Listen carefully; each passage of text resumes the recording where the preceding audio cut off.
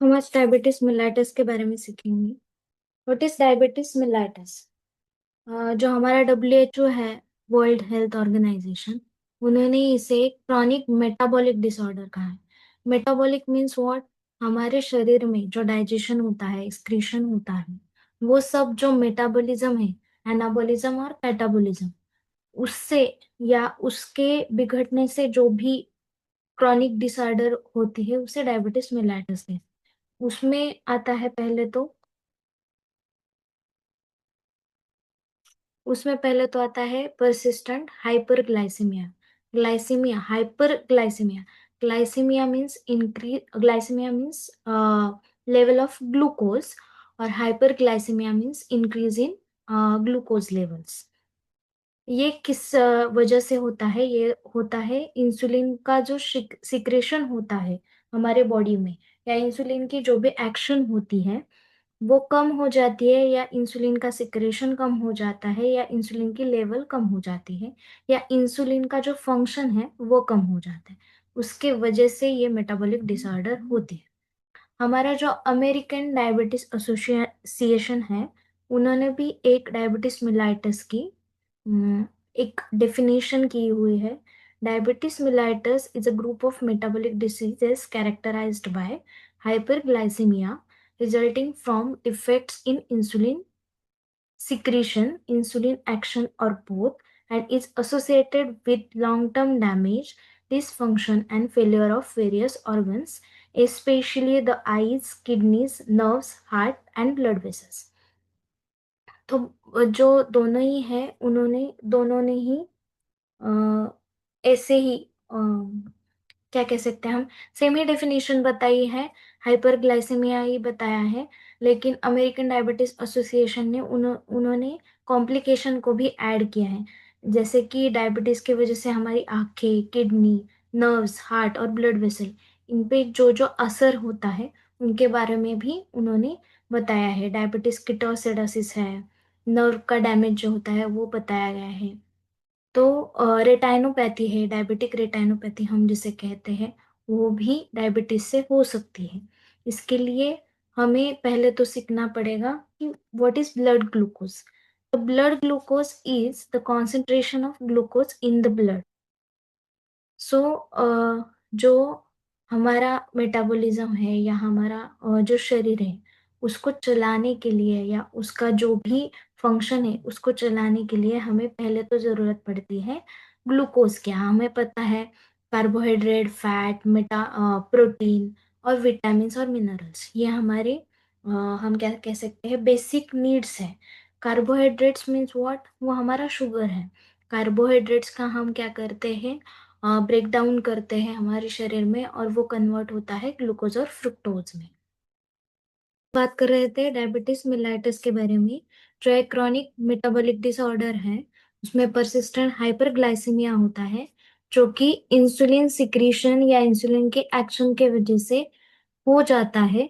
इसमें अगर डिस्टरबेंस आ गया तो इंसुलिन सिक्रेशन के वजह से परसिस्टेंट हाइपरग्लाइसीमिया होता है। Hyperglycaemia means increase in the glucose level in blood. So diabetes mellitus की दो दो जो WHO है और हमारा अमेरिकन डायबिटीज एसोसिएशन है, उन दोनों ने एक डेफिनेशन की हुई है जो लगभग सेम ही है। लेकिन अमेरिकन डायबिटीज एसोसिएशन में ने उन्होंने उसमें वो जो कॉम्प्लिकेशन है डायबिटीज के वजह से होने वाले, उसके बारे में दिया गया है। जो भी डैमेज हो रहा है, जो भी डिफरेंट डिफरेंट ऑर्गन्स है उनका फेलियर हो रहा है, उसके बारे में बताया है। इसमें क्या होता है, डायबिटिक रेटाइनोपैथी होती है, हार्ट को प्रॉब्लम होता है, क्योंकि ये सर्कुलेशन, अगर ब्लड हार्ट के तरफ भी जा रहा है, हमारा जो ब्लड है वो सब हमारा जो शरीर है उस शरीर के सब भागों में जाता है। इसके वजह से हार्ट को भी प्रॉब्लम हो सकते हैं, नर्व को भी प्रॉब्लम हो सकते हैं। डायबिटीज किटोसिडोसिस नामक एक संज्ञा होती है, वो होती है, वो हम कॉम्प्लिकेशंस में देखेंगे। और ब्लड वेसल का भी थिनिंग या थिकनिंग हो जाता है ब्लड ग्लूकोज बढ़ने के कारण, वो भी हम कॉम्प्लिकेशन के वक्त देख लेंगे। अभी तो इतना ही सिर्फ हमें ध्यान में रखना है कि ये क्रॉनिक मेटाबॉलिक डिसऑर्डर है, जिसमें परसिस्टेंट हाइपरग्लाइसीमिया होता है। ये मेटाबॉलिक डिसीज का एक ग्रुप है। बहुत सारे मेटाबॉलिक डिसऑर्डर्स या सिम्टम्स इसमें दिख सकते हैं। तो पहले तो हम बात करेंगे ब्लड ग्लूकोज के बारे में। ब्लड ग्लूकोज, ब्लड ग्लूकोज यानी क्या? Blood glucose is concentration of glucose in the blood. तो कॉन्सेंट्रेशन जो हमारा होता है, ग्लूकोज यानी क्या, हम मैंने पहले जैसे बताया, हमारा जो शरीर होता है उसमें हम जो भी आहार मीन्स जो भी हम डाइट लेते हैं, उसमें क्या क्या होता है, कार्बोहाइड्रेट्स होता है, फैट्स होता है, प्रोटीन होता है, विटामिन एंड मिनरल्स। उसमें से जो कार्बोहाइड्रेट्स होता है, हमारा बेसिक, हम बेसिक में बात कर रहे हैं, जो भी हमारा बेसिक शरीर है, उसमें जो कार्बोहाइड्रेट्स हम लेते हैं, वो कार्बोहाइड्रेट्स जो है वो टर्न हो जाता है या कन्वर्ट हो जाता है glucose, I mean fructose, sucrose, ये जो है उसमें कन्वर्ट हो जाता है। उसमें जो ग्लूकोज है, वो ग्लूकोज ब्लड में जाता है, या हम कह सकते हैं कि हमारा जो पोषण होता है, हमें जो न्यूट्रिशन मिलता है वो ग्लूकोज से मिलता है। हमारी जो एनर्जी बढ़ते हैं, हमें एनर्जी का सोर्स हमें पता है कि एटीपी, एडीपी, ये जो है adenine triphosphate and adenine diphosphate, उससे क्या हमें एनर्जी मिलते हैं। ये एनर्जी तैयार करने के लिए हमें ग्लूकोज लगता है। उस प्रोसेस को हम क्या कहते हैं, क्रेब्स साइकिल। वो जो प्रोसेस है, उस प्रोसेस में ग्लूकोज का ग्लूकोजेनेसिस होता है और ग्लूकोलाइसिस होता है। मीन्स उसका ब्रेकडाउन भी होता है और न्यू ग्लूकोज फॉर्म फॉर्म भी होता है। उससे हमें एनर्जी मिलती है। स्पेशली ब्रेन के जो सेल्स है, उसको हमें ग्लूकोज की बहुत ज्यादा जरूरत होती है, क्योंकि हमारा जो एक्टिविटी सेंटर है वो ब्रेन है। ब्रेन अगर अच्छी तरह से चलेगा तो हम उससे क्या कर सकते हैं, हमारे जो भी फंक्शंस है वो अच्छी तरह से चलेंगे। इसके लिए हमें ग्लूकोज का ग्लूकोज होना हमारे लिए बहुत मायने रखता है। तो नॉर्मल ब्लड ग्लूकोज लेवल हमारी कितनी होती है, अगर हम फास्टिंग के वक्त हमने कुछ भी खाया नहीं हो, चाय भी नहीं पिया हो, तब ब्लड ग्लूकोज लेवल कितनी होती है, 70 to 99 मिलीग्राम पर DL। ठीक है। और पोस्ट फ्रैंडियल मीन्स हमारा जो मील है, या हमारा जो खाना है, भोजन के बाद 2 आवर्स के बाद अगर हमने ब्लड ग्लूकोज लेवल चेक किया, तो वो 140 से 140 mg/dl से ज्यादा होता है, कम होता है। ठीक है। तो ये नॉर्मल रेंज है। नॉर्मल रेंज होती है 70 to 140 mg/dl।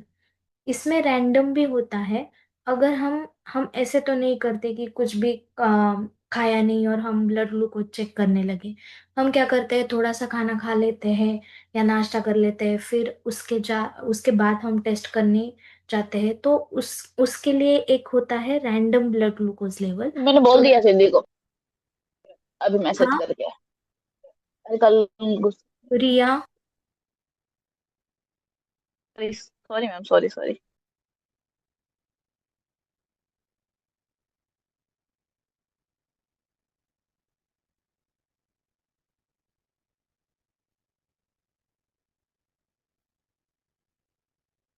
अगर आपको कुछ भी हो तो आप पहले हैंड रेज कर दो, क्योंकि क्या हो रहा है, डिस्टर्ब हो गए तो अच्छे से नहीं कर पाऊंगी मैं।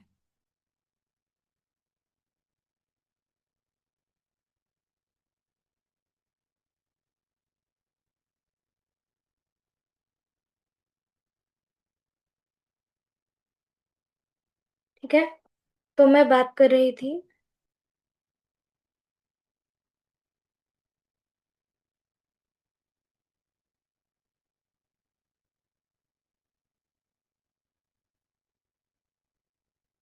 ब्लड ग्लूकोज के बारे में। तो ब्लड ग्लूकोज लेवल ये जो है वो 70 to 140 mg/dl के बीच में अगर होगा तो हम नॉर्मल है।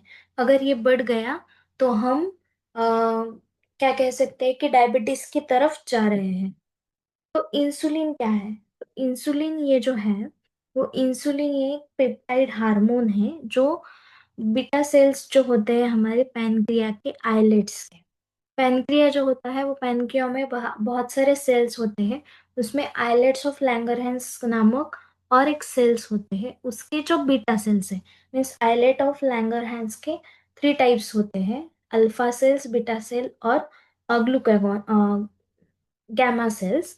तो उसमें से बीटा सेल्स जो है वो इंसुलिन सिक्रेट करते हैं, और ये जो इंसुलिन है वो जो हमारा ग्लूकोज लेवल है वो बढ़ नहीं जा, मीन्स 140 तो हमारा नॉर्मल रेंज है, 140 से आगे वो अ, बढ़ नहीं जाए, या उसको कंट्रोल में रखने के लिए इंसुलिन जो है वो हमें हमारे शरीर में यूज होता है। उसके लिए बहुत सारे मैकेनिज्म है इंसुलिन के, कि कैसे वो इंसुलिन का जो ये है, इंसुलिन की जो लेवल है उससे हम क्या करते हैं, जो हमारा ब्लड ग्लूकोज लेवल है शरीर का, उससे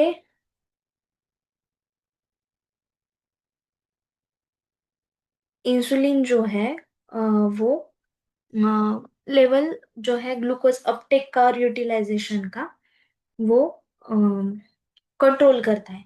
उसके लिए क्या होता है, इंसुलिन जो होता है, इंसुलिन को रिसेप्ट करने के लिए सेल रिसेप्टर्स होते हैं। सेल का जो हमारा सरफेस है, हमारा जो सेल है, सेल आपको ध्यान में आ रहा होगा, एनिमल सेल, प्लांट सेल, वो जो सेल है उसके कोई रिसेप्टर्स होते हैं। वो जो रिसेप्टर्स हैं वो क्या करते हैं, ग्लूकोज को एक्सेप्ट करते हैं। ठीक है। इंसुलिन इंसुलिन के रिसेप्टर वो ग्लूकोज को मीन्स, हमें अगर हमारे शरीर में कुछ काम करने के लिए एनर्जी चाहिए, तो इंसुलिन क्या करता है, हम जो भी आहार लेते हैं या डाइट लेते हैं उससे कार्बोहाइड्रेट को जो हमने ग्लूकोज और फ्रुक्टोज में कन्वर्ट किया है उसे हम तो पहले तो शरीर में स्टोर करके रखते हैं, हमें अगर जब जरूरत पड़े तो वो हम यूटिलाइज करते हैं। वैसे वो इंसुलिन का जो रिसेप्टर है वो यूज करने लगता है, वो इंसुलिन को क्या करता है कि अब चलो हमें जरूरत है शुगर की, तो हम क्या करेंगे कि वो जो हमने जो भी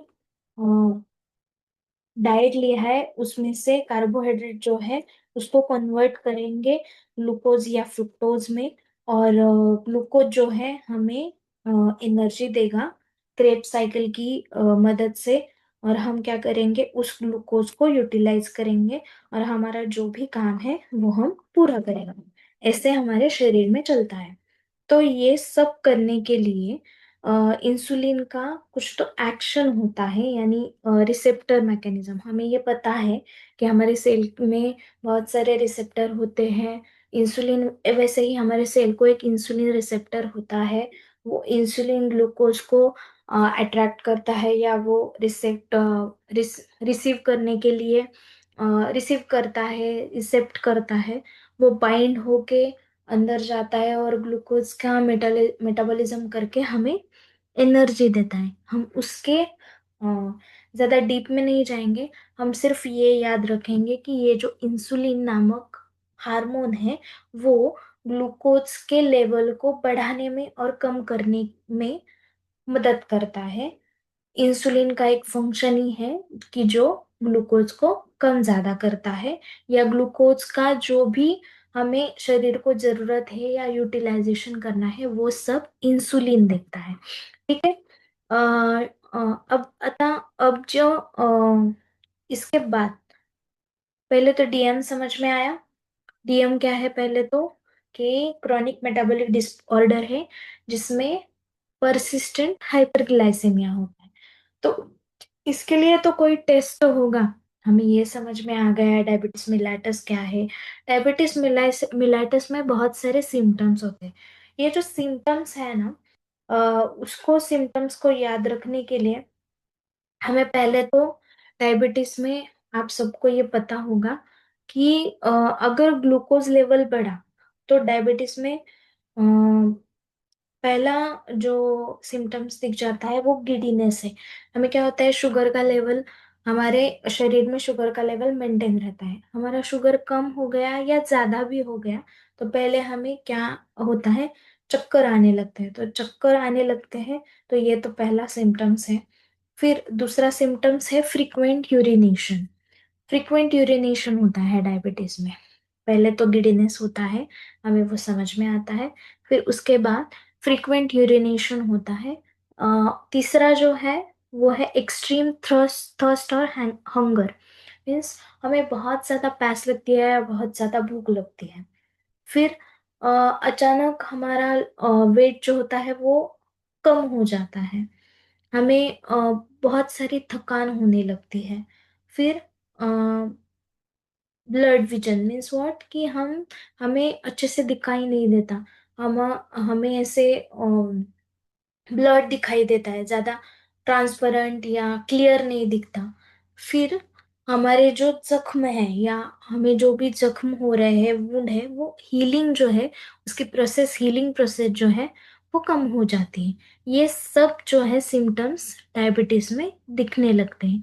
डायबिटीज के बहुत सारे टाइप्स हैं। मीन्स टाइप 1 है, टाइप 2 है, जेस्टेशनल डायबिटीज है, और अदर जो है वो कह सकते हैं हम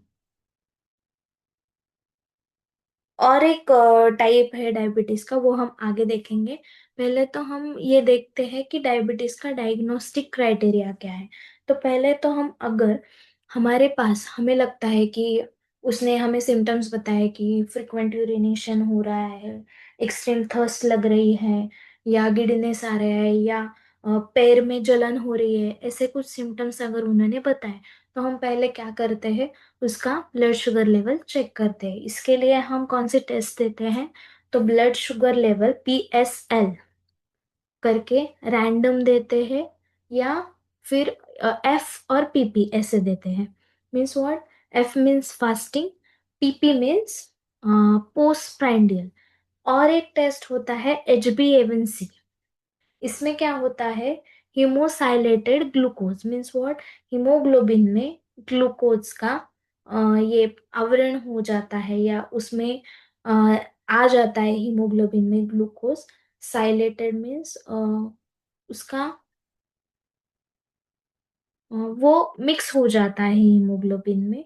इससे इसकी एक लेवल होती है, नॉर्मल लेवल होते हैं, उससे अगर ज्यादा हो गया, मीन्स 5 से ज्यादा हो गया, 1 to 10 होता है, और 5 से ज्यादा हो गया तो उसे कहते हैं डायबिटीज का वो पेशेंट है या मरीज है। तो फास्टिंग में हम क्या याद रखेंगे, अगर फास्टिंग जो शुगर है या शुगर लेवल है, BSL है, वो अगर 126 से ज्यादा हुई, तो हम उसे डायबिटीज हो गया है या उसकी शुरुआत है। अगर 126 है तो हम उसे प्री डायबिटिक कंडीशन कहेंगे। ठीक है, कि 126 से 140 या 160 तक अगर वो जा रहा है, तो उसे हम प्री डायबिटिक कहेंगे। 140 से अगर ज्यादा हुआ, फास्टिंग फास्टिंग पीपी के बारे में बात कर रही हूँ मैं, फास्टिंग पीपी अगर 140 से ज्यादा होगा, तो हम उसे क्या कहेंगे, डायबिटीज हो गया है या DM का वो पेशेंट है। वैसे ही अगर पोस्ट प्रैंडियल हमने देखा, तो पोस्ट प्रैंडियल अगर 200 से ज्यादा हुआ है या इज इक्वल टू 200 या 200 से ज्यादा हो गया, तो हम उसे डायबिटीज का मरीज कहेंगे। ये दोनों ही WHO और ADO ने सेम ही बताया है। अगर हमने रैंडम लिया, तो रैंडम का हमने कितना कहा है, 70 to 140 तक रैंडम अगर है तो अच्छा है। लेकिन 200 से ज्यादा अगर वो हो गया रैंडम प्लाज्मा ग्लूकोज भी, तो हम उसे डायबिटीज का मरीज कह सकते हैं। वैसे ही HbA1c में अगर 6.5 से या 6.5 के इज इक्वल टू 6.5 और 6.5 से ज्यादा अगर हो गया, तो हम उसे डायबिटीज का मरीज कह सकते हैं। ठीक है, ये डायग्नोस्टिक टेस्ट, अब ये हो गया डायग्नोस्टिक क्राइटेरिया।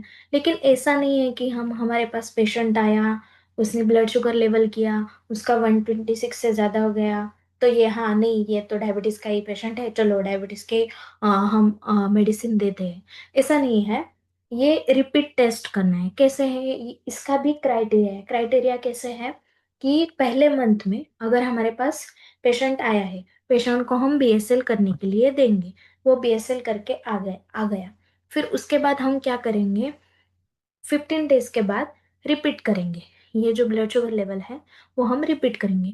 15 डेज के बाद अगर वही कंसिस्टेंट रहा, 126 से ज्यादा है, तो हम फिर और एक बार 15 डेज के बाद, 8 डेज के बाद करेंगे। ये हम ऐसे रख सकते हैं। कैसे रख सकते हैं? अगर वो 15 डेज के बाद आ गया, अगर उसका, हमारे पास एक पेशेंट आया है, उसका जो ब्लड शुगर लेवल है 126, उसने 15 डेज बाद रिपीट किया, उसका फिर से आ गया 126। उसने 15 डेज बाद, 15 डेज के बाद फिर रिपीट किया तो वो भी आ गया 126। तो हम उसे प्री डायबिटिक कहेंगे। लेकिन वही पेशेंट, और एक पेशेंट आया, उसका अगर ब्लड शुगर लेवल 200 है, ठीक है, ये फास्टिंग और पीपी का मैं ऐसे नहीं, मैं रैंडमली बता रही हूँ, 200 है, उसने 8 डेज के बाद फिर से रिपीट किया, वो 250 आ गया। 8 डेज के बाद उसने फिर से रिपीट किया तो उसका आ गया 300। तो वो क्या है, ब्लड शुगर लेवल उसकी बढ़ रही है। तो ये क्या है, ज्यादा सीरियस है। ज्यादा सीरियस यानी वो प्री डायबिटिक कंडीशन में नहीं है, उसमें डायबिटीज के सिम्टम्स ऑलरेडी बढ़ रहे हैं, उसका हाइपर ग्लाइसेरी, हाँ, ग्लाइसेमिक इंडेक्स जो है वो बढ़ रहा है। तो ऐसे हम पेशेंट को क्या कह सकते हैं कि क्लासिफाई करेंगे कि कैसे शुगर का लेवल बढ़ रहा है। ठीक है। फिर इसमें आते हैं टाइप्स। टाइप 1 डायबिटीज और टाइप 2 डायबिटीज। टाइप 1 डायबिटीज में ये ऑटो इम्यून डिसीज है। उससे क्या होता है कि जो हमारे शरीर के सेल्स हैं वो खुद के ही सेल्स को खाने लगते हैं। ऑटो इम्यून डिसीज आपको पता है कि immunity against, immunity function against our cells, means what कि इम्यूनिटी हमारी सेल्स को खाने लगते हैं, हमारे सेल्स को डिस्ट्रक्ट करने लगते हैं। इससे क्या हो जाता है, अगर बीटा सेल्स ही चले गए तो इंसुलिन ही चला जाएगा। अगर इंसुलिन चला जाए तो इंसुलिन की क्या होगी, अब्सोल्यूट डिफिशियंसी होगी। इससे क्या होगा, जो फंक्शन है ग्लूकोज का वो तो बिगड़ ही जाएगा, इंसुलिन का फंक्शन ही नहीं होगा उस ग्लूकोज पे। ये आ, ये तो टाइप 1 डायबिटीज है। वो हम कह सकते हैं कि कंजेनाइटल होता है, या कह सकते हैं कि ये जो बच्चे हैं, चिल्ड्रन है, या यंग अडल्ट हैं, उनमें से उनमें ही होता है। ये पता नहीं चलता हमें, लेकिन सडन ऑनसेट होता है इसका। अचानक से हमारी इम्यूनिटी हमारे खिलाफ ही चलने लगती है, हमारे सेल्स को खाने लगती है। और ये जो बच्चे या ये जो यंग अडल्ट हैं, उसमें डायबिटिक कीटोएसिडोसिस होता है। वो हम डायबिटिक कीटोएसिडोसिस क्या है वो हम कॉम्प्लिकेशन में देखेंगे। अब सिर्फ याद रखो कि ये कॉम्प्लिकेशन उस टाइप 1 डायबिटीज में होता है। अगर हम सभी कंसेप्ट अभी सीखेंगे तो हमारा कंफ्यूजन होगा, इसलिए मैं बता रही हूँ कि वो आगे के लेक्चर में होगा। ठीक है। और अगर ये ऑटोइम्यून डिसीज है तो इम्यूनिटी तो हमारे खिलाफ हो रही है, तो वो तो हमारे साथ काम नहीं करेंगे। तो हम कुछ भी अगर उनको मेडिसिन दे, या डायबिटीज की कोई एंटी डायबिटिक मेडिसिन दे, तो वो तो काम नहीं करेंगी। तो इनको तो क्या लगेगा, इंसुलिन ही लगेगा। हमने ट्रीटमेंट दिया है उन्हें, अगर हमें उनको ट्रीटमेंट देना है तो इंसुलिन के बदले में इंसुलिन ही देना होगा। इसके लिए type 1 diabetic metabolism means diabetes mellitus जो है वो ज्यादा खतरनाक नहीं कह सकते, लेकिन उसका ट्रीटमेंट इंसुलिन ही है।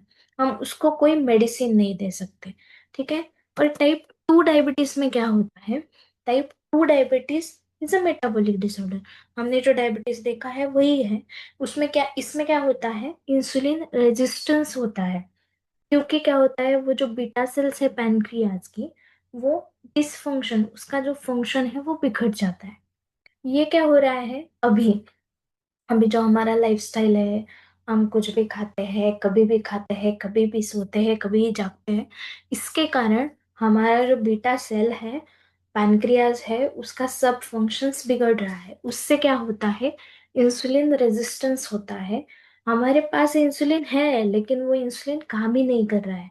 इससे होता है, उसे कहते हैं टाइप 2 डायबिटीज।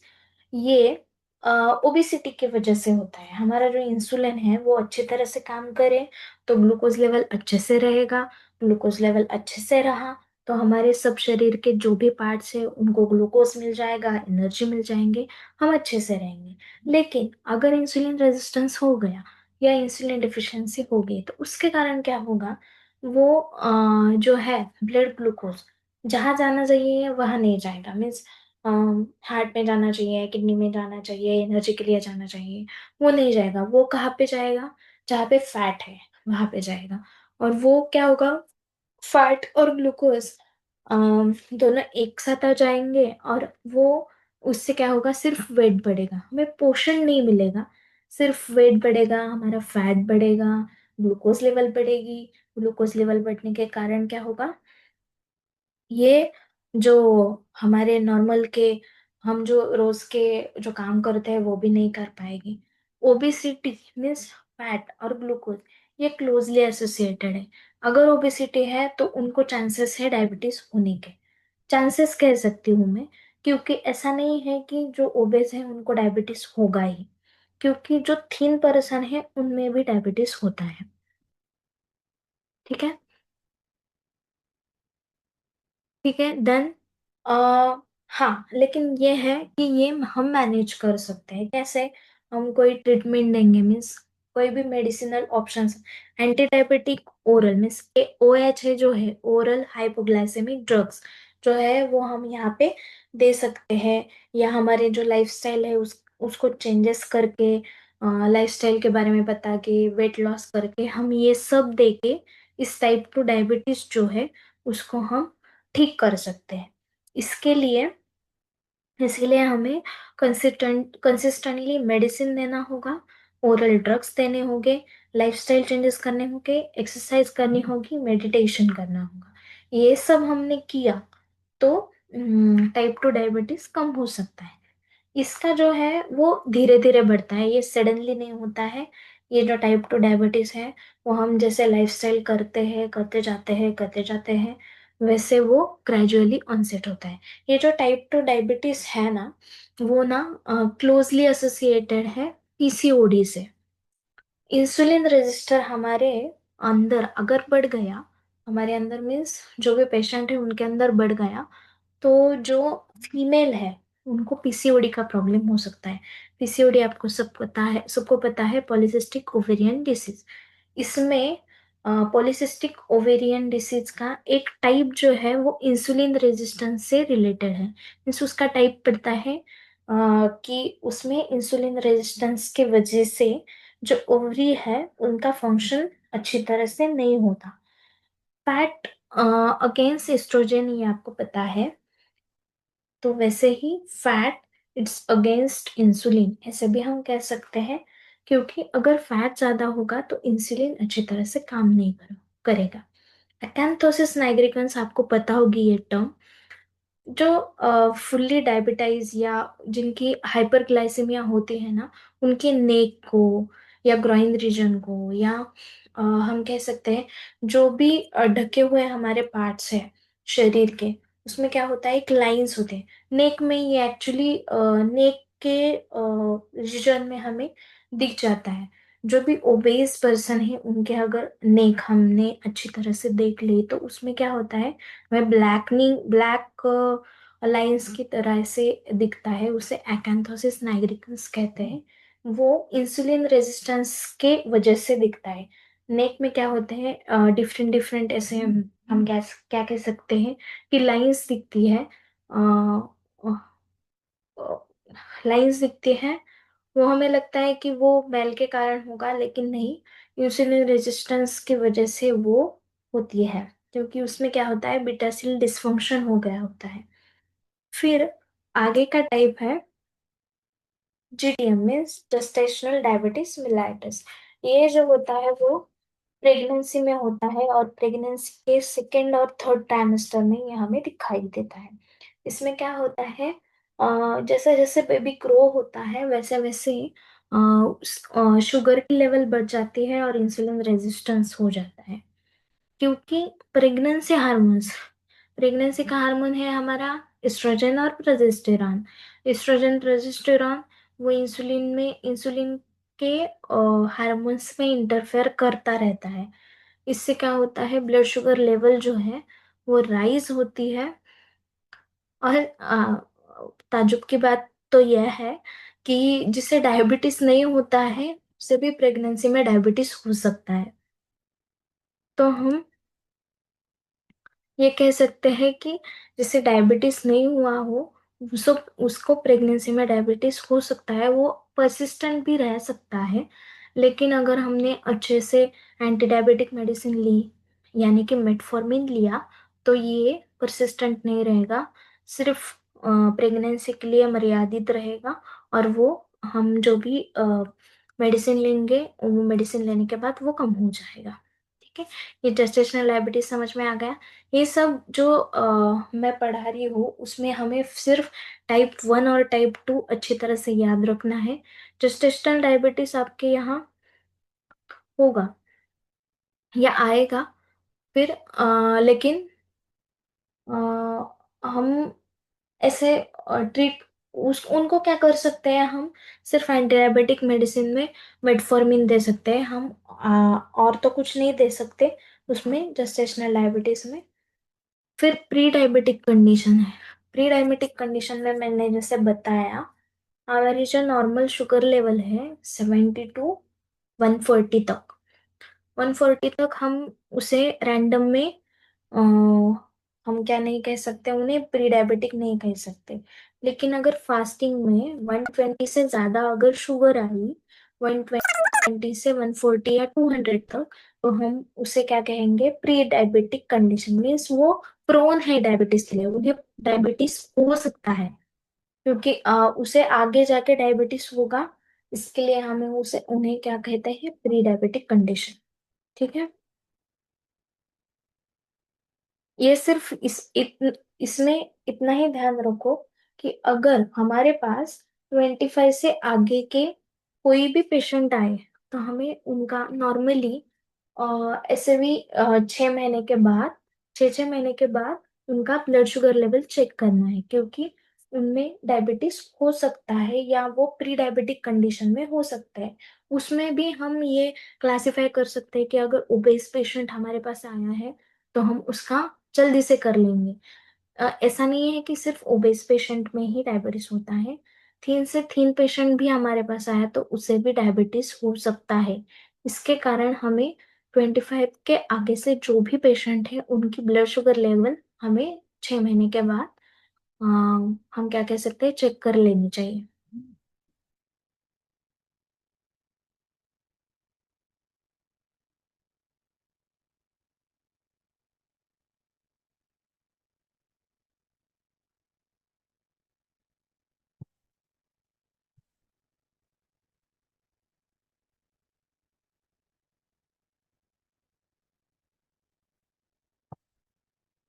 अभी तक कोई डाउट है, कोई कुछ समझ में नहीं आए तो आप बता सकते हैं। डायबिटीज समझ में आया? जी मैम। अगर कोई भी डाउट हो तो यहाँ पे ही पूछ लो।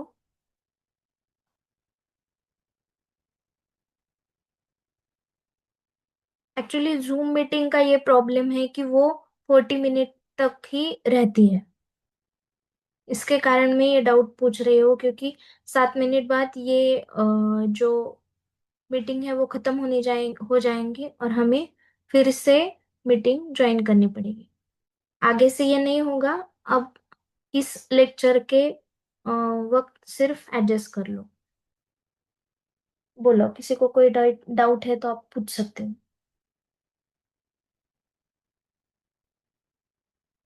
किसी को कोई डाउट नहीं है?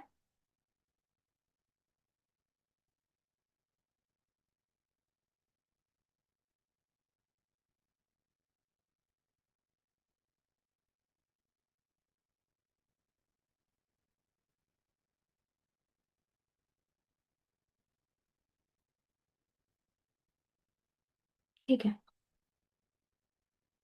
हम आगे जाते हैं।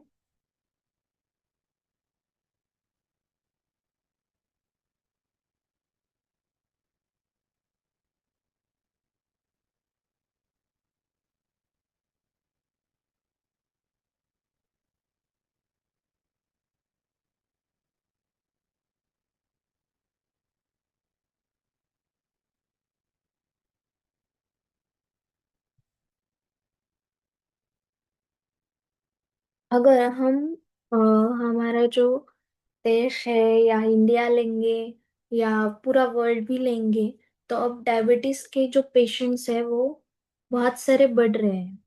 अगर हमने वर्ल्ड वाइड प्रिवेलेंस देखा तो अ, अगर वर्ल्ड वाइड प्रिवेलेंस देखा तो over 537 million adults are living with diabetes. और 250 में अगर प्रोजेक्शन रखा हमने, तो 1 in 8 adults expected to be have diabetes. Means हम देख सकते हैं कि डायबिटीज का प्रीवैलेंस कितना ज्यादा है और कितना बढ़ रहा है। और प्रेगनेंसी और डायबिटीज में अगर हमने देखा, तो 1 in 6 pregnancy world wide having diabetes. क्योंकि अब क्या हो रहा है, प्रेगनेंसी का जो एज है वो बढ़ रहा है। क्या हो रहा है कि जो मैरिज है वो मैरिज का एज बढ़ रहा है। 30 के बाद मैरिज करते हैं, उसके बाद प्रेगनेंसी रहती है। प्रेगनेंसी 30 के बाद को प्रेगनेंसी को हम क्या क्या कहते हैं कि वो जो है वो जरा कॉम्प्लिकेशन के क्या कह सकते हैं, हम उसमें बहुत सारे कॉम्प्लिकेशन आ सकते हैं। अगर हम 30 के बाद प्रेगनेंसी में रहे तो अडल्ट प्रेगनेंसी उसे कहते हैं। तो उसमें कॉम्प्लिकेशन बहुत सारे आ सकते हैं। और अगर हमारी आज की लाइफस्टाइल देखी जाए, तो मुझे तो लगता है कि जल्द ही हमारा जो इंडिया है वो एक्चुअली तो बन भी गया है डायबिटीज, वो वर्ल्ड में ना इंडिया ये कैपिटल बन गया है, डायबिटीज कैपिटल उसको बोलते हैं। वो अभी तो बन भी गया है।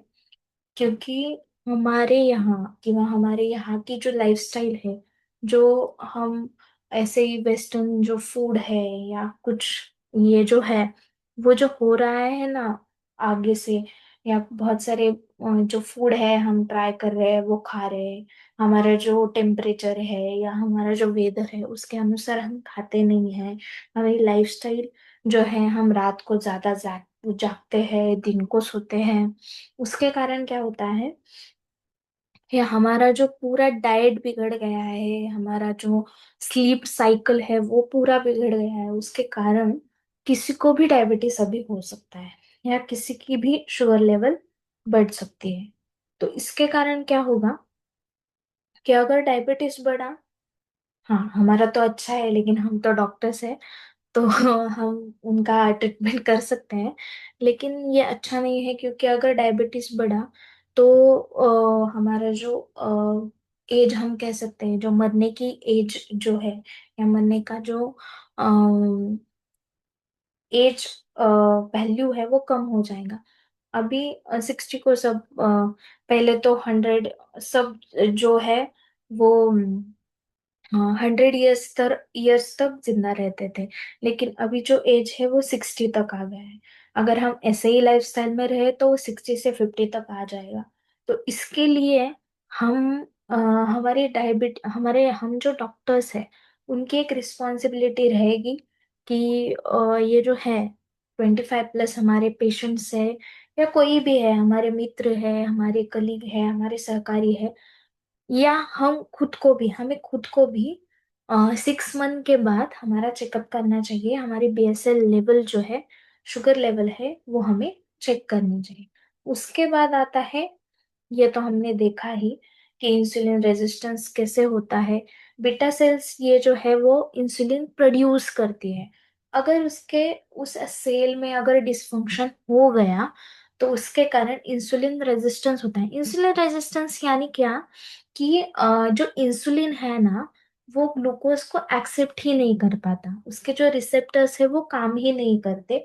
उसके कारण ग्लूकोज का लेवल बढ़ जाता है, और इंसुलिन जो है वो वैसे ही पड़ा रहता है, या वो इंसुलिन की डिफिशियंसी वहां पे होने लगती है, या इंसुलिन वो काम ही नहीं करता। ऐसे ही इसके लिए इसको हम कहते हैं इंसुलिन रेजिस्टेंट। इंसुलिन होता है हमारे शरीर में, लेकिन वो लेस रिस्पॉन्सिव होता है, यानी कि वो जो फंक्शन है वो काम नहीं करता। बीटा सेल्स इंसुलिन प्रोड्यूस करती है, लेकिन उनका जो फंक्शन है ग्लूकोज के लेवल को मेंटेन करना, वो नहीं हो पाता। ठीक है। तो हम ये लास्ट मिनट में आ गए हैं लेक्चर के। तो ये आपको समझ में आ गया होगा। टाइप 1 जो है वो autoimmune destruction of beta cells है। इसमें इंसुलिन होता ही नहीं या बहुत लो होता है। टाइप 2 में इंसुलिन रेजिस्टेंस और बीटा सेल डिसफंक्शन होता है। जेस्टेशनल में हार्मोनल चेंजेस की वजह से इंसुलिन रेजिस्टेंस बढ़ जाता है। और अदर टाइप्स में मीन्स जेनेटिक टाइप्स में इंसुलिन सिक्रेशन होता ही नहीं या इंसुलिन प्रेजेंट ही होता नहीं, या उसमें उसमें जीन्स है जो वो अफेक्ट करते हैं।